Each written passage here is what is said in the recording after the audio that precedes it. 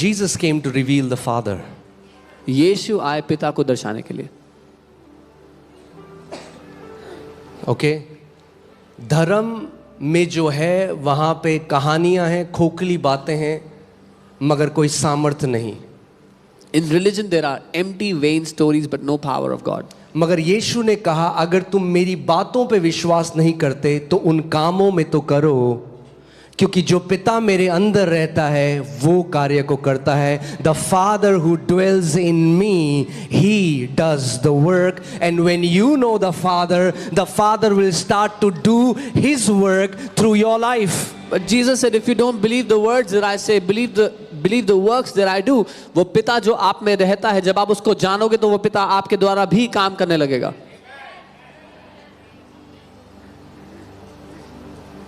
जब फरीसी उस स्त्री को, and this is not the word, I will go to the word, I'm just flowing, you know.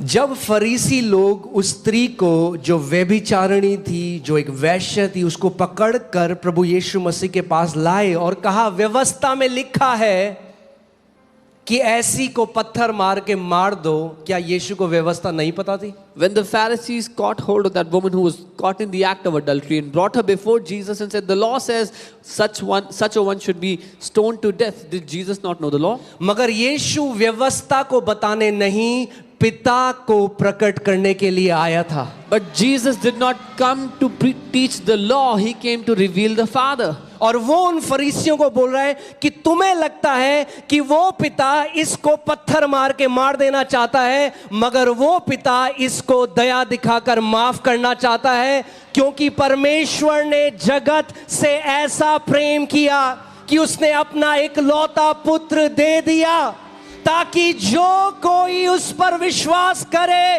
वो नाश ना हो परंतु अनंत जीवन पाए. And Jesus said, you think the Father wants to stone this one to death, but the Father wants to show mercy to her, and this is why the Father sent his Son, that whosoever will believe in him will not perish but have eternal life. वचन में क्या लिखा है? Show mercy, transform people's life, take them towards the Father. There is the gospel. आजाद करो जो बंदी है उनको, ये सुसमाचार है. They will point out issues with people, but they will not deliver the people. That's the gospel, delivering those who are in bondage.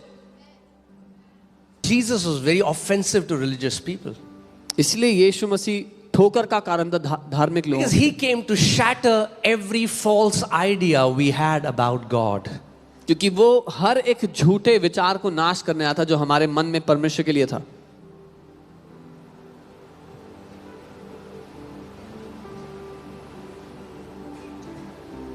That's why Jesus is so, यीशु पापियों, चुंगी लेने वालों, वैश्याओं को दया दिखाता था, और जब इन धार्मिक फरीसियों को देखता था तो क्रोध से भर जाता था. So Jesus would be full of mercy towards prostitutes, sinners and tax collectors, but whenever he saw these religious leaders, he would be filled against them. He would be filled with anger. Because they had no mercy, they had no love. क्योंकि उन लोगों में प्रेम नहीं था, दया तरस नहीं थी.